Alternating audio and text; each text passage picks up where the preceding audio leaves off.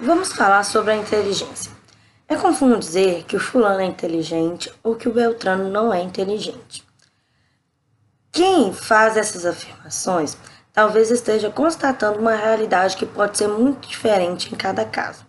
É possível que tenha observado que o fulano é bem-sucedido nos negócios ou que obtém boas notas na escola, ou ainda que tem facilidade de falar em público e entre outras coisas.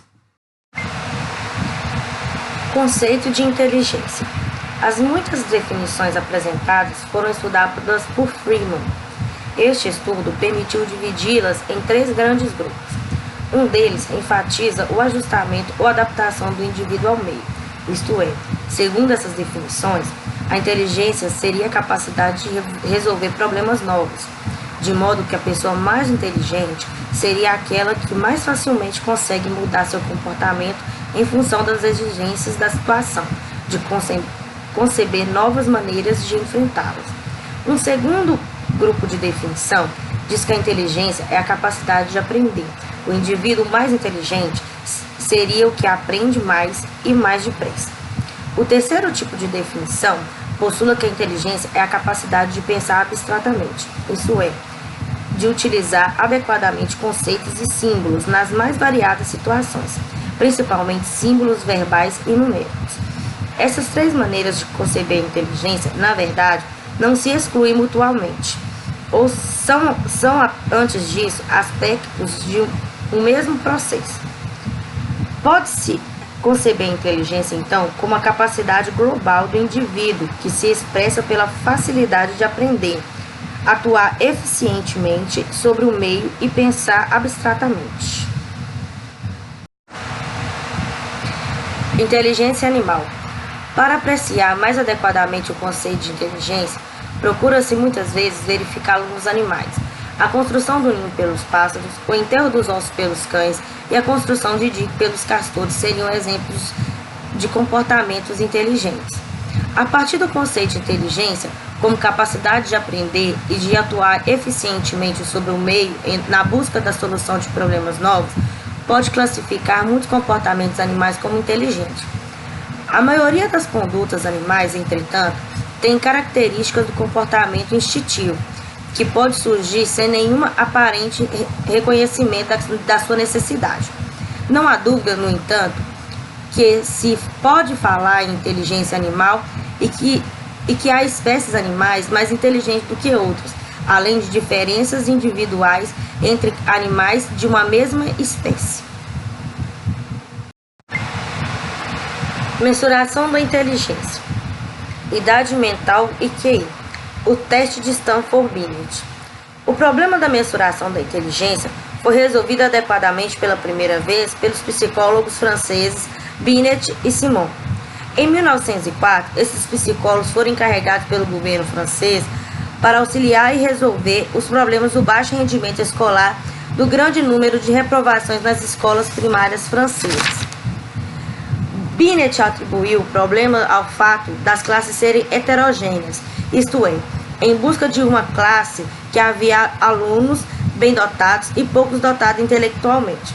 Assim, tornava-se necessário selecionar as crianças pelo grau de inteligência e formar classes homogêneas.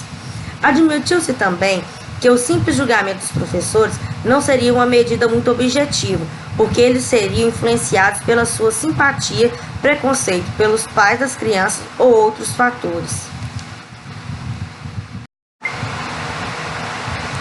A fim de verificar a dificuldade dos itens elaborados, aplicaram em 50 crianças normais cuja idade variava de 3 a 5 anos e algumas crianças retardadas. Foram feitas várias revisões e melhorias nessas escalas nos anos seguintes e na forma final. Apresentou a questão por nível de idade. Assim, foram colocados no nível de 3 anos todas as questões que 75 das crianças normais de 3 anos podiam responder. No nível de 4 anos, todas as questões que 75% das crianças normais de 4 anos podiam responder e assim por diante. Dessa forma, o resultado de uma criança do teste poderia ser apresentado como idade mental, isto é, idade correspondente às questões que ela podia resolver.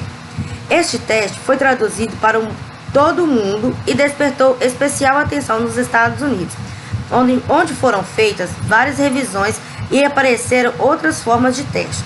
A mais famosa é a de Terman, da Universidade de Stanford, chamada de Stanford Binet.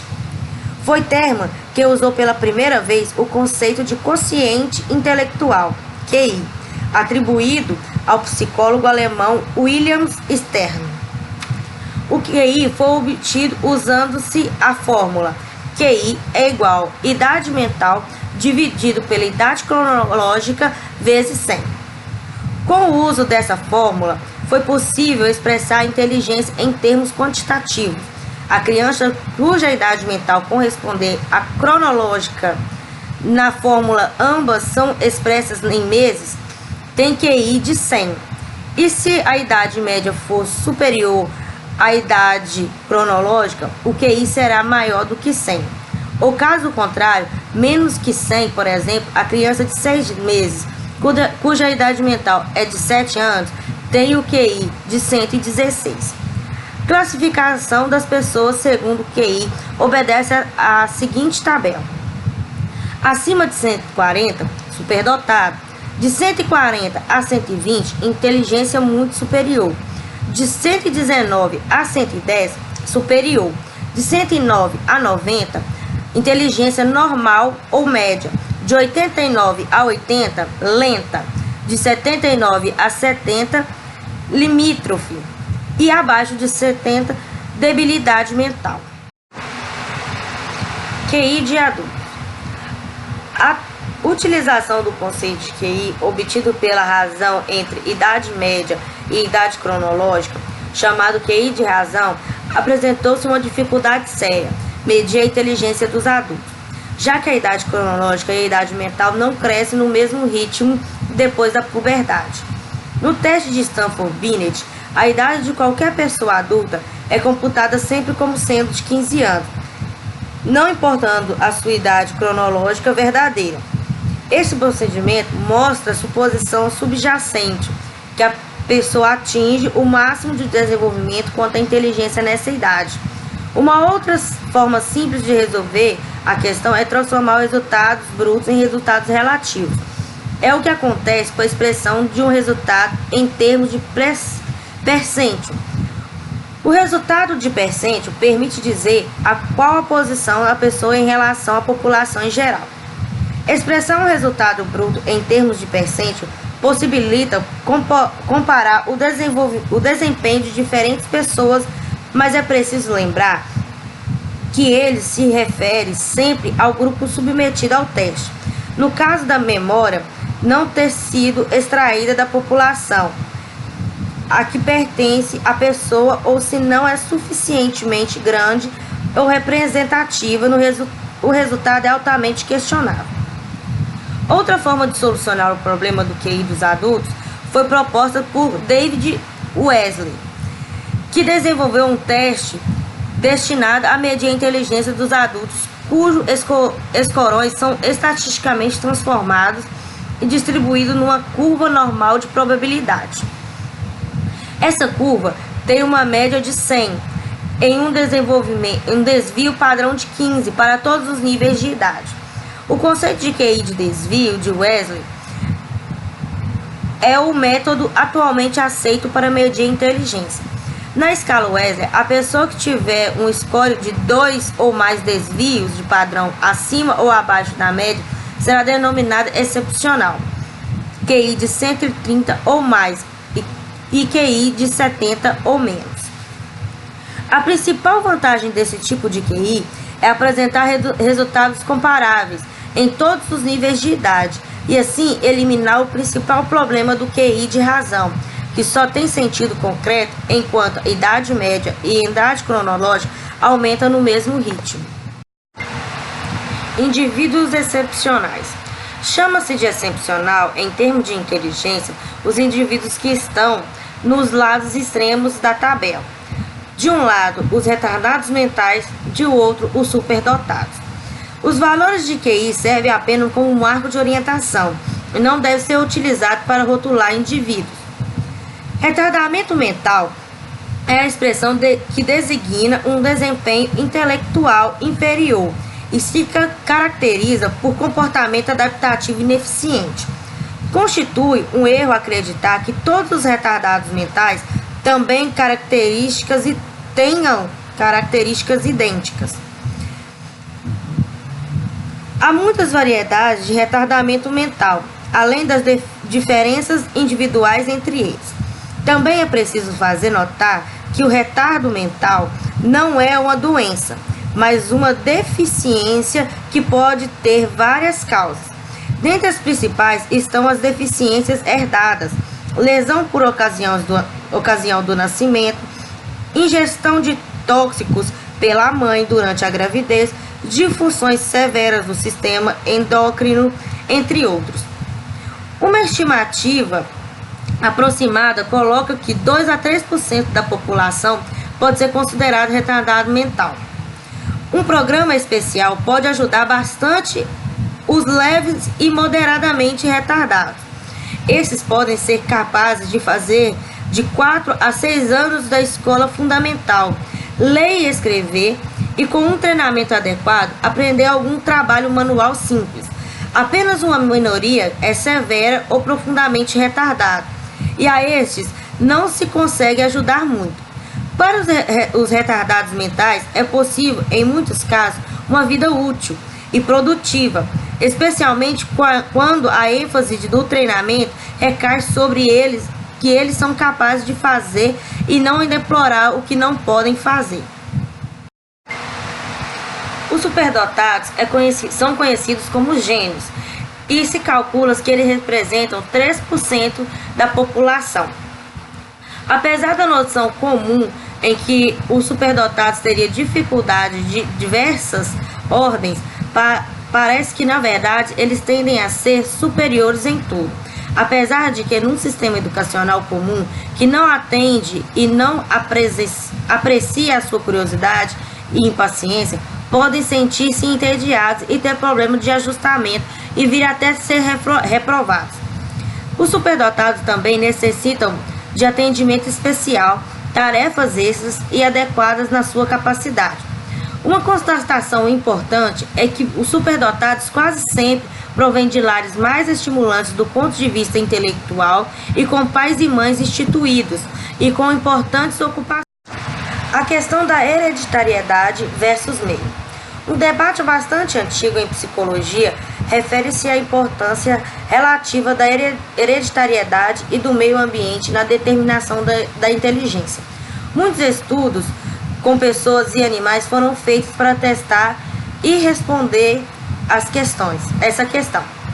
Na verdade, o que esses experimentos e estudos revelam é que a inteligência é determinada tanto pela hereditariedade quanto pelo meio.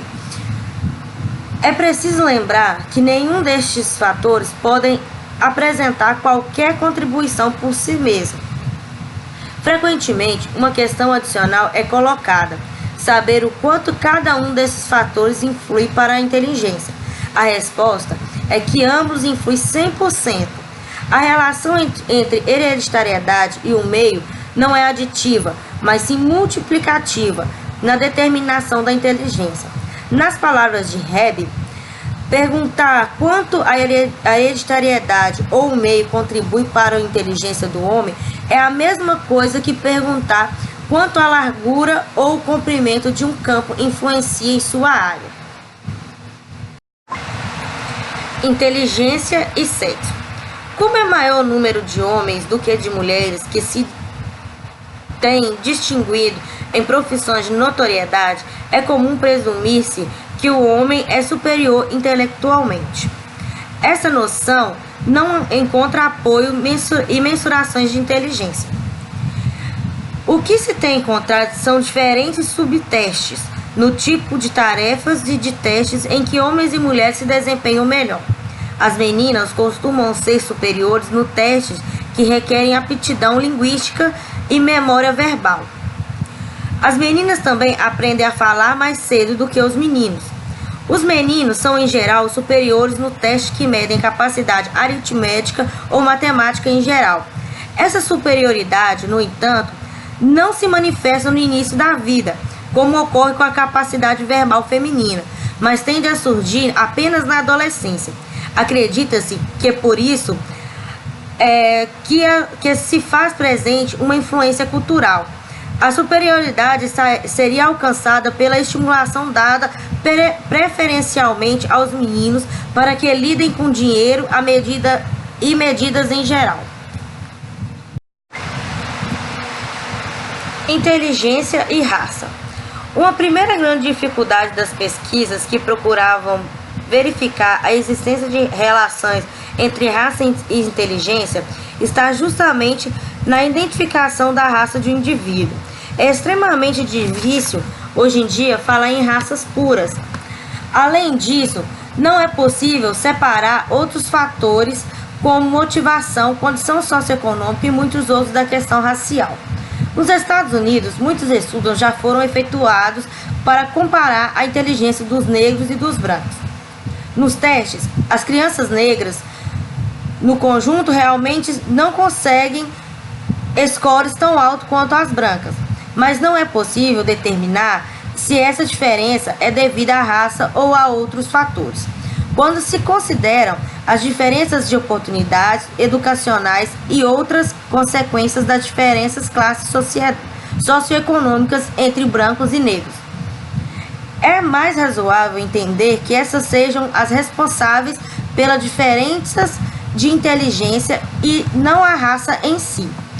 Os psicólogos concordam unanimemente hoje que a raça não é indicação da capacidade intelectual e que as pessoas de raças diferentes, com as mesmas oportunidades sociais e econômicas, não diferem em inteligência.